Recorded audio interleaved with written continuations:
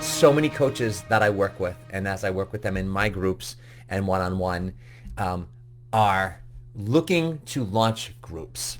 And there are so many coaches out there who want to do that right from the beginning, but the question is are they ready?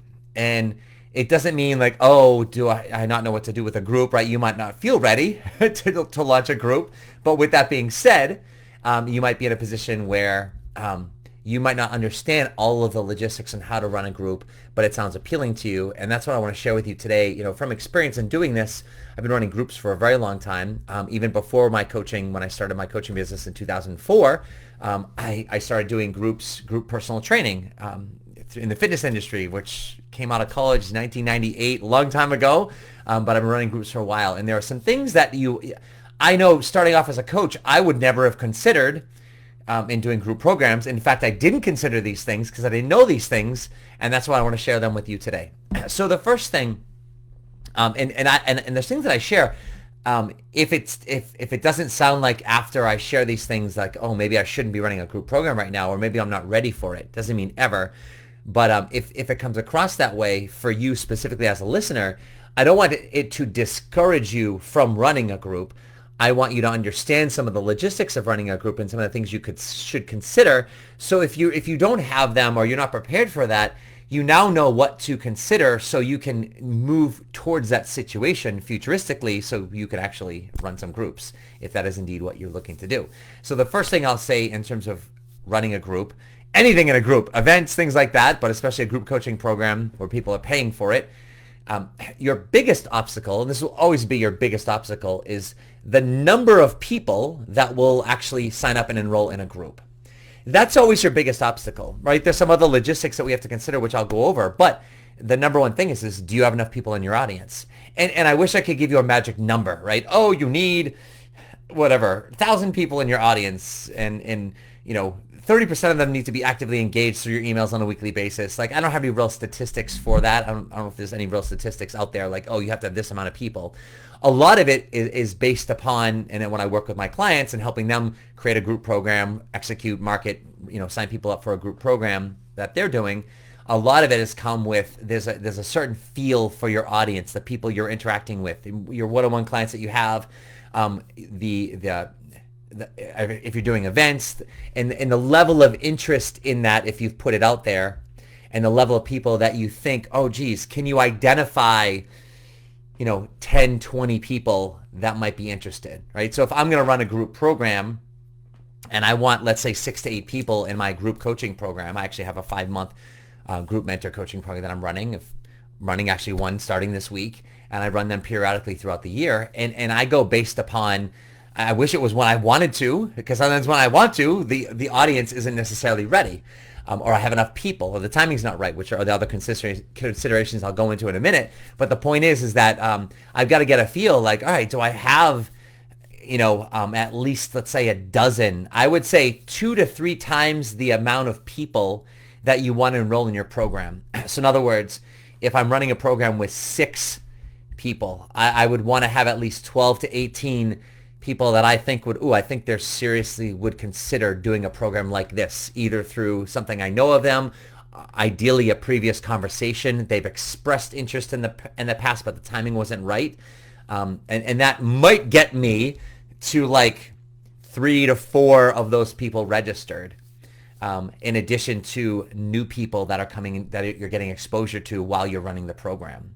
And so that's kind of like where my numbers will come from. Usually it's, if you want statistics from what I've seen, a rough statistic, as I say, out of 6 people, I would say 50 to 60% are new people that I've just come into, that I'm marketing to in front of webinars, things like that come across me where the timing's right and the program works for them. And then 50 to 60% of the people are people that I've talked to previously that the timing wasn't right. They're interested, but keep me posted. And I follow up with all those people, and I'll get, around, 50-ish or so % of those people from there. And that's usually where my numbers come from. So that we've got to have, in order to run a group program, you've got to know, like, all right, do I have at least, double to triple the amount of signed participants that I want? Sometimes, depending on the statistics, you might need more than that. to get interest in the program. But anyways, those are qualified, interested people that you've spoken with ideally. And so if you're thinking about this and you're thinking, I want to run a group program and I don't know anybody, or I don't have anybody like that, or I know people, but I don't know if they'd be interested in something like this or not. It doesn't mean not to try it. It just means that those are the realities of what it takes to actually, enroll people in a program, especially a group coaching program where you're doing it for a longer duration, call it 3-6 months plus or minus, where the entrance fee is more than like a $99, $200, $500 fee. You're talking maybe more like $1,000 or more dollars, ideally more than that. So it's a more intimate group coaching experience, right? That's the type of program I'm talking to. And honestly, even if the price is cut in half, or you're doing a 4-week group program and you want to get a handful of people enrolled, that's still the case. But I wouldn't say, don't put it out there. At some point, you've got to gauge your audience, no matter how big or small it is, to see who's interested or not. A lot of my group coaching participants, my mentor coaching clients that I run with groups, if they're ready for it, in the beginning, I'll say, let's run a little 4-week signature program for $99. It's a small mini little group program, not expensive, not a huge commitment financially or duration wise, but let's test your audience, and if we don't, the expectation is we get 0 to 5 people. If we can get more, great, but let's test our audience out to see who's out there. But these are some considerations, before you run something like this. Other considerations are mostly logistical.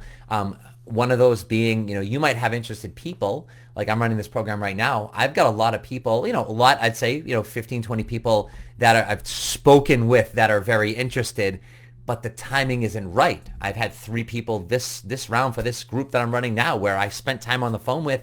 They're like, oh my God, I'm so interested in this. But then it came just around to timing. And just for whatever reason, they don't want to stretch themselves too thin, etc. I really want to do this, but just now's not the right time, right? So you might have X amount of people, but they're not all going to sign up because the timing might not be right. The other thing that to consider is that cuts down on the amount of people that actually enroll is not only the timing for them, but the actual time that you can do that, right? So if you're going to run a group and you want 6 people, you have to pick a day and a time to be doing this group at. And so, for instance, this group is running at Wednesdays, Wednesdays 1 to 2:30 p.m. I think it is, right? So at some point, someone signs up that says, this is of the time options, this is the only time that I can do, and they sign up and pay. Well, that's now when you're running the group at. And so each futuristic person that you're going to be talking to, you've got to be like, hey, listen, we're running the group on Wednesdays. Is not only does the timing right for you to do this, and are you interested, but can you do it at this time? And if that's not it, that's a deal breaker, at least for the group. It doesn't mean you can't put them into one-on-one. It just means that that's a deal breaker, for that group. So those are some logistics that I find, it's tough. And how I tend to do that is I'll pick 2, 3, 4 times that work for me and my schedule. That's obviously where you got to start. And then each person that's interested I speak to, and when they're ready to sign up, I say, hey, these are, let's say, the 4 different times that work for me. Can you make any or all of those work? And let's say they can make any work but one of them. All right, so now they sign up. I boot that one time. Now I've got 3 left, and they say I can make any of those 3 times. Great. I go to the next person who's interested. When they're ready to sign up, hey, I've got one person sign up. We can do any of these 3 times. Can you make any of these work? I can do these 2, but not that one. So now I've got 2 times left.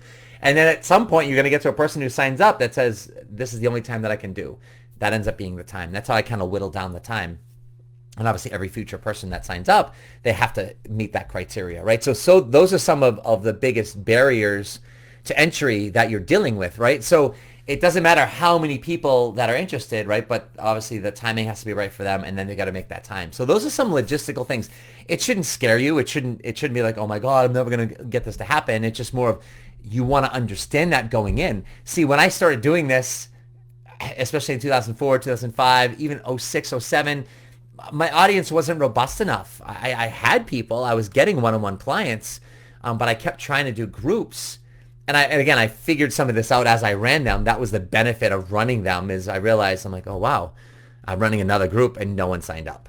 Or I'm running another group and 1 person signed up, or 2 people. And it's 1 person's not a group necessarily, because it's you and them, but 2 people, and great, you can still run the group. You might have to modify a little bit. but it's not the group that you were hoping or anticipating, because sometimes when you have more people, right, there's different dynamics and there's added value in having more people as well. So, but these are things that I didn't consider, didn't know about. I learned, not necessarily the hard way, but I learned by doing, and those are the things where for a long time, I ran groups, but I didn't do them as successfully as I wanted to in terms of the number of signups. As my audience grew, I was able to do more groups, but I've always had more one-on-ones than groups, and that's why I'd always recommend for yourself starting off is I would definitely recommend starting off with one-on-one. Part of it is as a message is starting to understand your story. What is your message? How do you come across? Why are people hiring you? It's you understanding your value that you're bringing to the market. And then being in communication with enough people where you might be able to fill a group. And the other aspect too is having a group program as an option. If you don't have a group program as an option, then no one ever is going to know about it. No one's ever going to show interest in it, right? So if you want to go down that path, but yet listening to me today, you're thinking about some of those things, some of the logistics and et cetera, you don't quite, maybe I'm not ready yet for it. I'm not going to suggest you not having a group program available or putting one together and having it, let's say, on your website, or maybe offering it or trying to run it a little bit just to start to gauge interest and show people. Even if you say, hey, I'm going to run a group program starting in February or whatever month it's going to be for you, and you put it out there and you start talking to people and let's say no one signs up. Well, let's say you spoke with 30 people. Of the 30 people, there's going to be, let's say, 10 of them that sound interested or seem interested, but the timing's not right. Where you could be like, hey, listen, if I were to run this again at a later date, would you be okay if I followed up with you to see if the timing would be right at that time? And as long as you qualify that and they're like, absolutely, right? Every time you do that, now you can go back to the 10 people. Then you're going to have new people you can follow up with.